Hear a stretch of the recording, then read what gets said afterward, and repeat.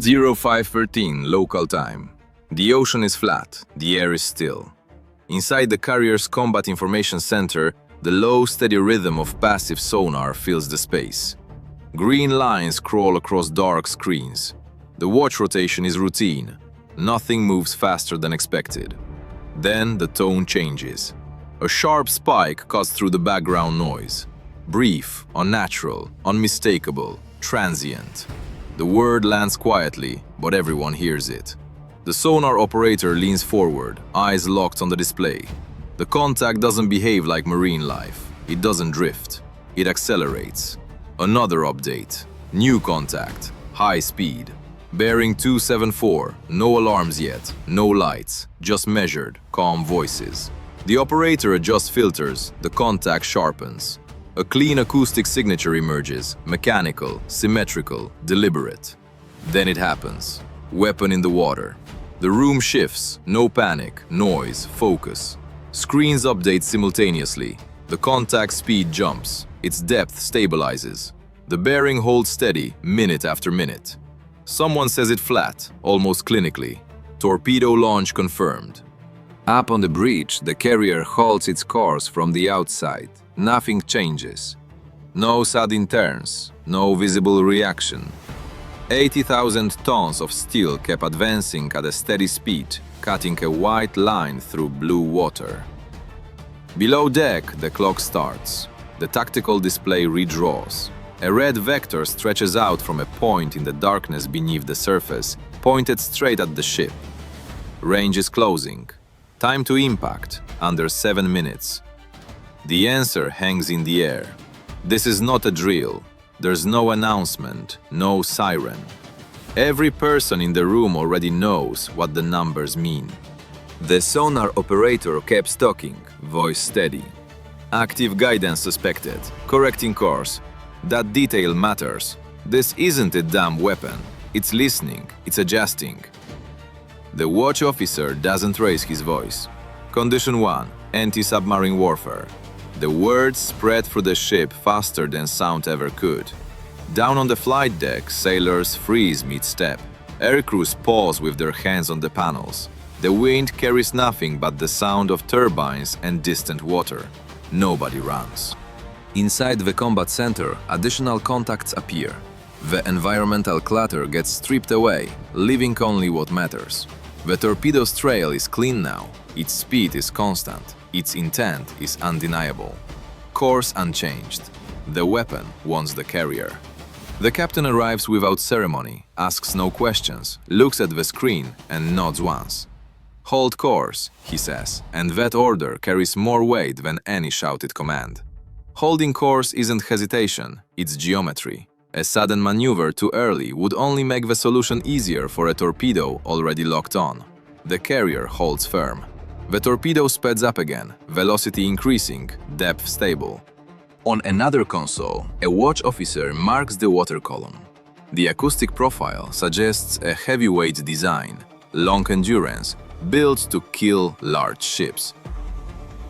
Another update closing fast. 6 minutes. The room is quiet except for voices and keystrokes. Every word is precise, every second logged. The torpedo seeker activates. A new sound appears in the headphones, faint, unmistakable. A high-frequency pulse. Ping detected. Active homing confirmed. That's the moment uncertainty disappears. This weapon isn't probing, it isn't bluffing, it's committed. The carrier still hasn't turned.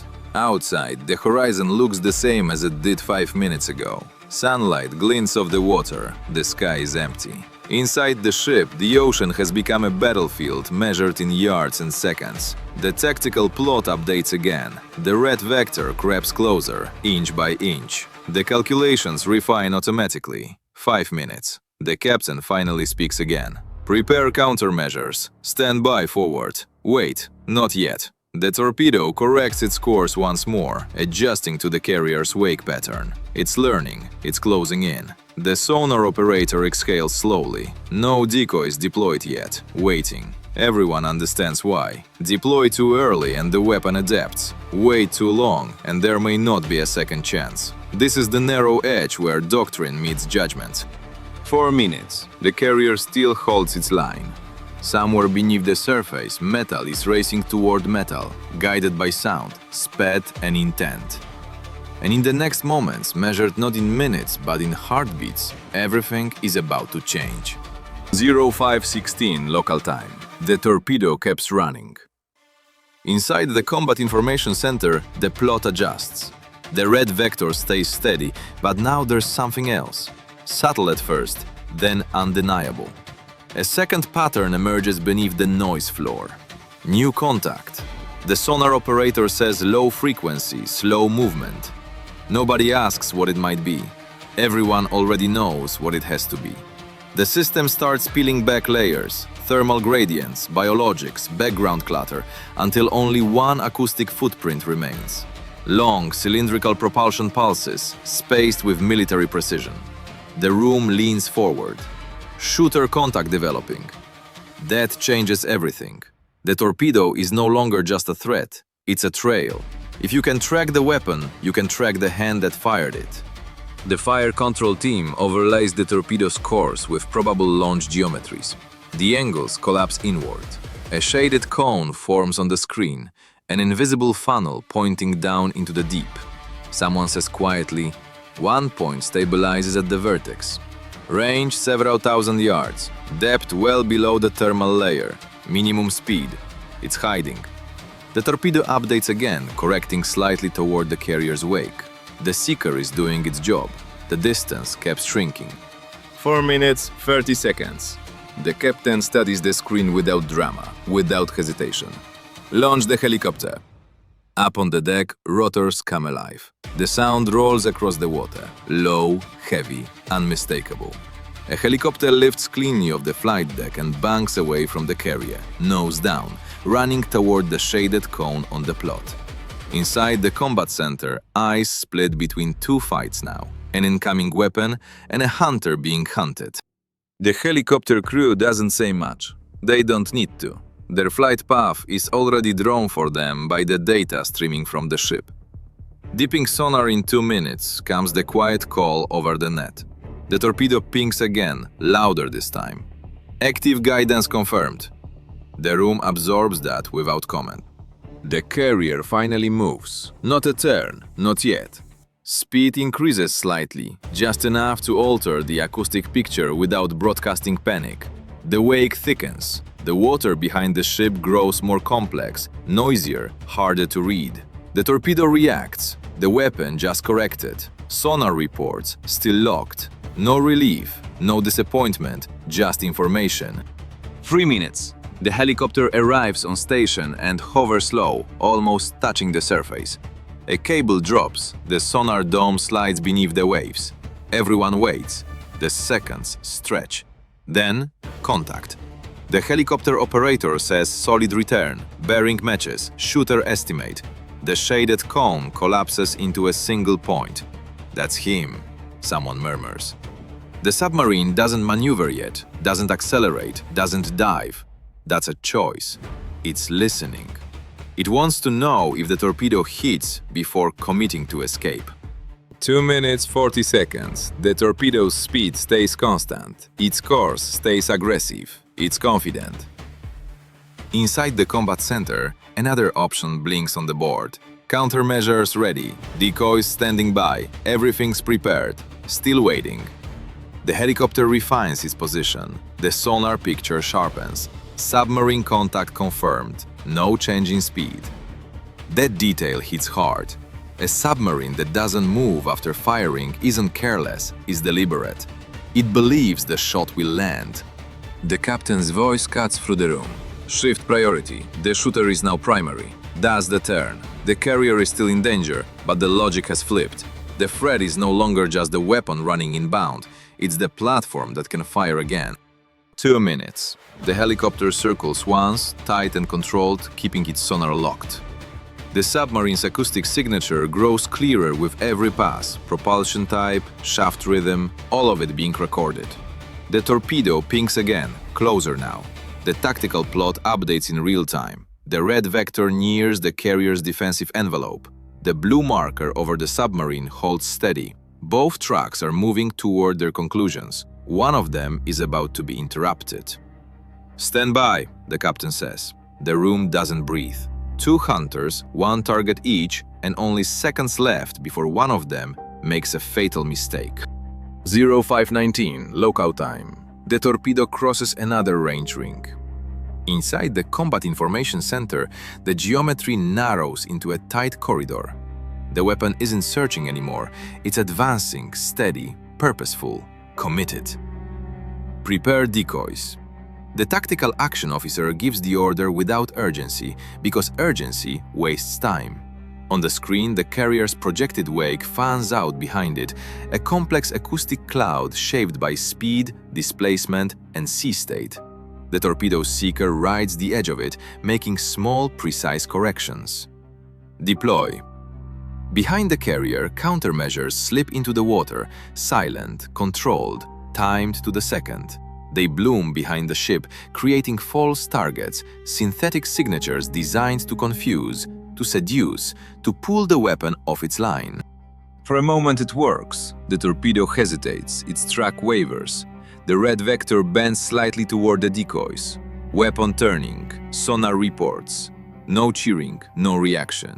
Everyone waits. The carrier holds course. The helicopter keeps its sonar locked on the submarine, hovering low, rotors beating a steady roar into the air. Then the torpedo shifts again. Correction, sonar says. It's reacquiring.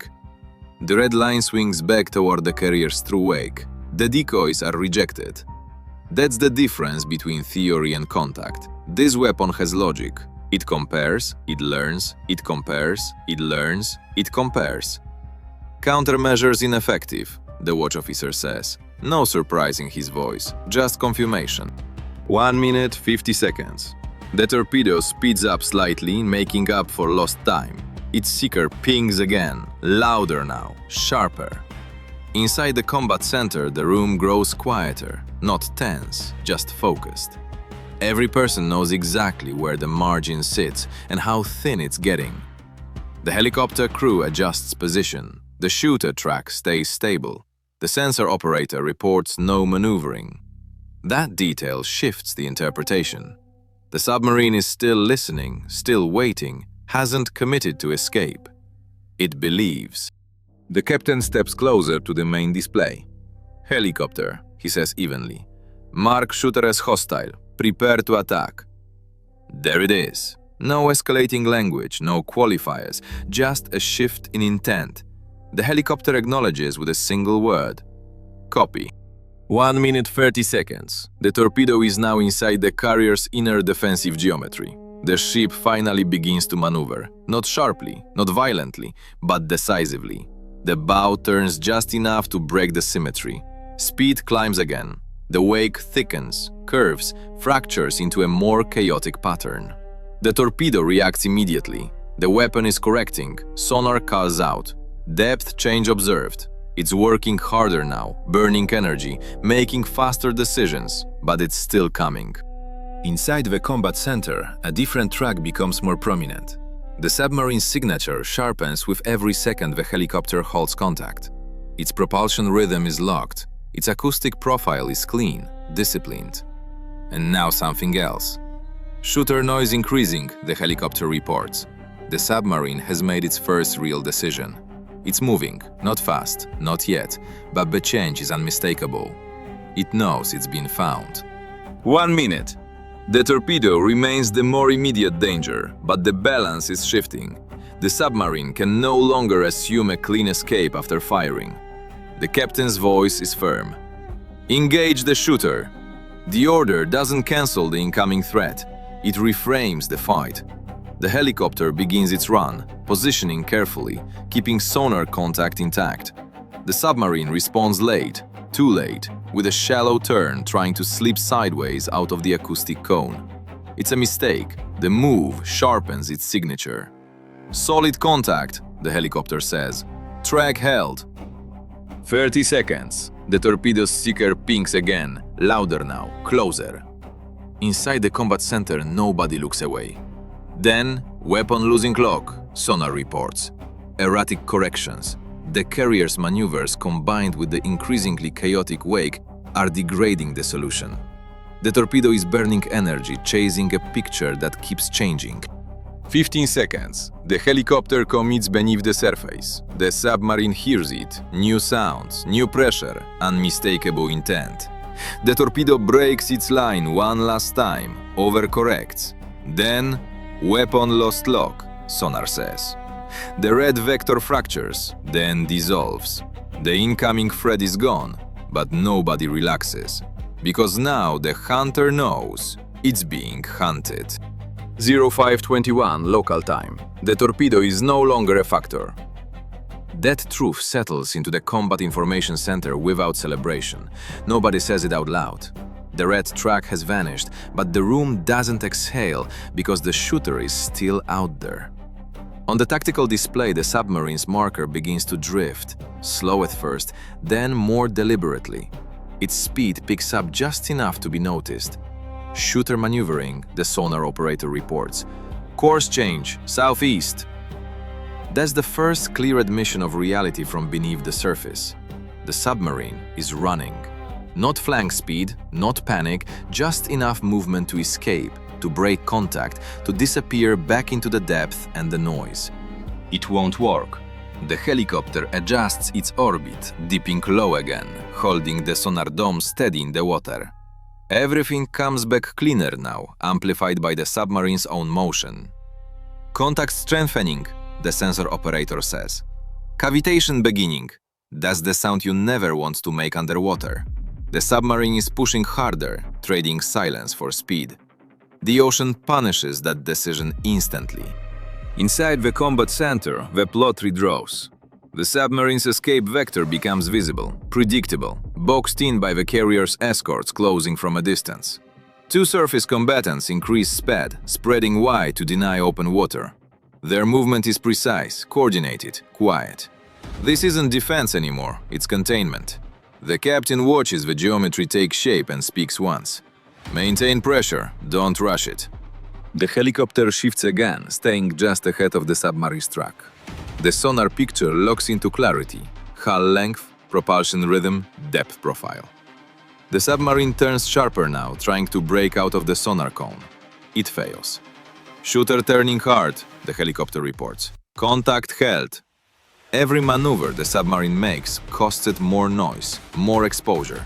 Every second it stays shallow gives the surface forces more data.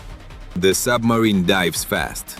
Depth increases rapidly as it tries to trade speed for cover. Water pressure climbs. Thermal layers stack thick and cold. For a moment, the contact weakens. Then it returns.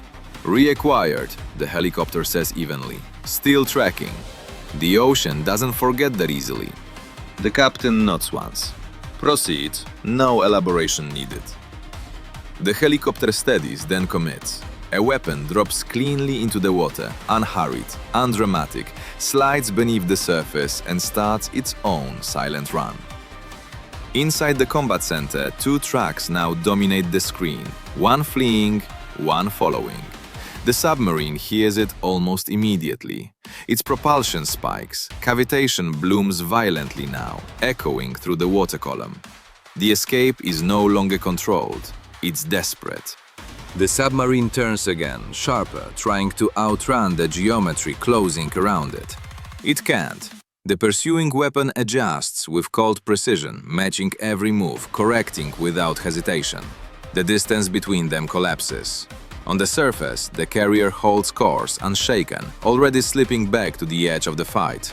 This isn't about protecting the ship anymore, it's about sending a message beneath the waves. Shooter slowing, sonar reports, erratic movement. The submarine has run out of options. Then, nothing. The contact stutters, fragments, dissolves into noise. The propulsion rhythm breaks apart, replaced by irregular echoes that don't match controlled movement. The room stays silent, no confirmation, no assumptions. Seconds pass. Then the helicopter speaks again. Shooter no longer maneuvering. That's it. The surface ship's slow, holding position, watching the water where the submarine was last registered. No sonar ping chases it now. No weapon follows. The message has already been delivered.